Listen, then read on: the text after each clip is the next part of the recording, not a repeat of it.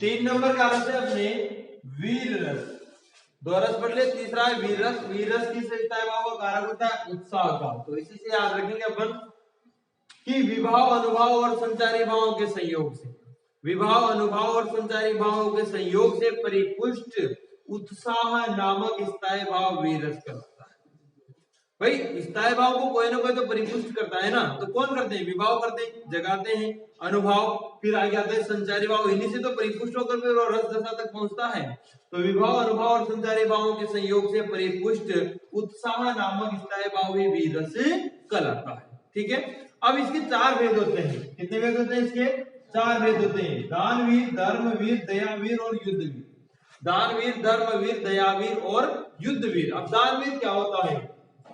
दीन जन यानी कि गरीब लोगों या समाज हित, समाज के भले के लिए सर्वस्व समर्पण कर देने वाला, गरीबों के लिए समाज के हित में सब कुछ अपना सब कुछ समर्पण कर दे, वो क्या कहलाता है?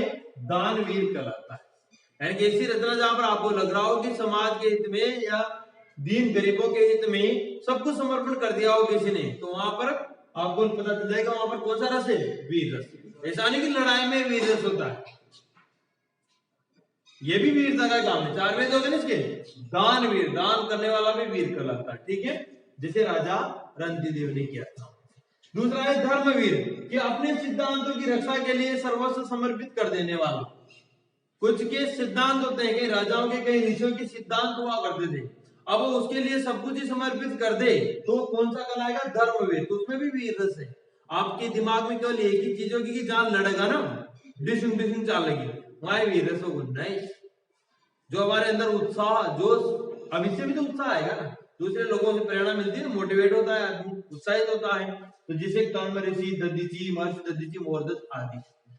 तीसरा देखो दयावीर, दुखी जन या पर दया करने वाला, जो दुखी लोग होते हैं उन पर दया करने वाला भी दयावीर कहलाता है। तो वहां पर भी वीर रस है एक तरह से। तो जैसे ईश्वर। युद्धवीर ये है वो जिसे अपन सब जानते हैं कि युद्ध क्षेत्र में रण कौशल प्रदर्शित करने वाला क्या कहलाता है? युद्ध वीर। और जैसे कि महाराणा प्रताप है, शिवाजी, झांसी की रानी लक्ष्मीबाई आदि बहुत सारे। अब इसका उदाहरण लिखेंगे अपन। ठीक है, वीरस का हमने पहला उदाहरण लिया है, बहुत अच्छा उदाहरण है। सुनते ही जोश आ जाता है इसमें, और आपके भी जोश आ जाना चाहिए। हाँ सो मत, हाँ आज से रस थोड़ी बढ़ा रही हूं। मेवाड़ केसरी देख रहा केवल रण का न तमाशा था। मेवाड़ केसरी देख रहा न केवल रण का तमाशा था, वह दौड़ दौड़ कर रण करता, वह मान रक्त का प्यासा था, वह मान रक्त का प्यासा था। मान कौन? मान सिंह।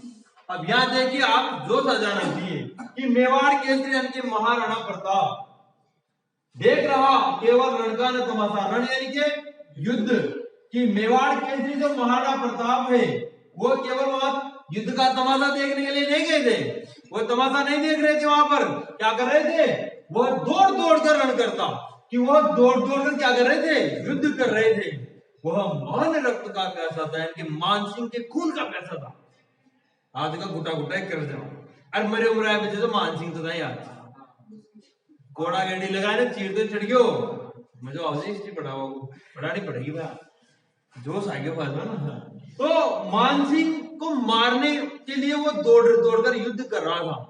कौन? महाराणा प्रताप। तो यहाँ पर आप तो देखते हो, सुनते ही जोश आया नहीं आया? आया ना, थोड़ा सा तो आया होगा। हाँ ठीक, ना आया होगा, अड़ा होगा फिर हटिया। एक बार 2 बंदे सुना डंडा मार सामने, जोश ना जाओ। देखो हाँ, अब इसमें सिंपल सी बात है, उत्साह नामक स्थायी भाव परिपुष्ट हो रहा है, तो कौन सा रस आएगा? वीर रस। कौन सा रस आएगा? वीर रस आएगा। तो रस आ गया वीर रस, स्थायी भाव। जहां वीर रस किस स्थायी भाव का कारक होता है? उत्साह। तो स्थायी भाव आ गया उत्साह। अब अपने को देखना है कि किसके अंदर आ रहा है वीरता भरा रस? वीर रस किसके अंदर आ रहा है? महाराणा प्रताप। तो आश्रय महाराणा प्रताप किसके कारण आ रहा है? मानसिंह, आलमन मानसिंह। और इधर देखो उद्दीपन कौन है?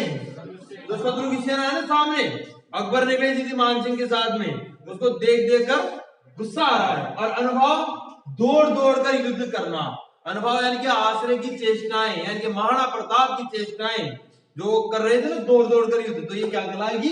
अनुभाव। और संचारी भाव उग्रता, किसी के अपराध करने का उसके प्रति जो कठोरता आती है हृदय में, उसे कहते हैं उग्रता। मान सिंह के प्रति उग्रता आ रही थी, उनके हृदय में कठोरता आशंका होने जो कहते हैं। तो समझ में आ गया होगा आपको कौन सा रस है इसमें? वीर रस। एक और उदाहरण लेते हैं, चलो इसका। वीर रस का दूसरा उदाहरण है, महाभारत के प्रसंग से लिया गया है कि जब अभिमन्यु लड़ाई के लिए तैयार होता है, या वो जो चक्रव्यूह से निकलता है ना वो, तो हाँ उसके पहले की घटना है कि वो कहता है, अभिमन्यु कह रहे हैं कि वीर रस, तो वीरता से पढ़ना चाहिए इसको ना। मैं सत्य कहता हूं सके, मैं सत्य कहता हूं सके, सुकुमार मत जानो, मुझे एक कोमल सा राजकुमार मत जानो, यमराज से भी युद्ध में प्रस्तुत सदा जानो मुझे, हे सारथे हे द्रोण क्या आवे स्वयं देवेंद्र भी, वे भी न जीतेंगे समर में आज मुझसे कभी। यानी कि अभिमन्यु क्या घोषणा कर रहे हैं?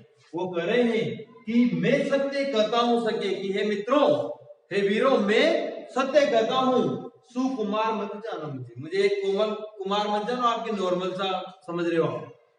यमराज से भी युद्ध में, अब यमराज तो स्वयं काली है, कि उससे भी युद्ध में प्रस्तुत सदा जानो मुझे, कि हमेशा, सदा मतलब हमेशा, कि मैं यमराज से भी युद्ध करने के लिए तैयार रहता हूं।